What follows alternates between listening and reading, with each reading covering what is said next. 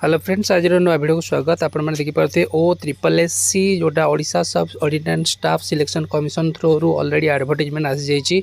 Eigen जोटा आगुरी थे बाहर थिला ICDC RI अमीन एंड सुपरवाइजर ता सहित आमर जोटा थिला VAW and junior assistant SA ता एगेन आउ थे से भाइराल होती माने न्यूज़ टी आसी जाइए। OSSC वेबसाइट आप देखिपे आ तार जो ऑनलाइन अप्लाई डेट 29/12/2025 आरंभ होगी एंड हूँ 21/1/2026 आउ जोटा आमर री registration online registration and submission online form detail already पलि आसी OSSC वेबसाइट रे आपण माने चेक करि परिबे जोटा कि RI अमीन ICDC सुपरवाइजर एगेन आउ थे आसी जाइए।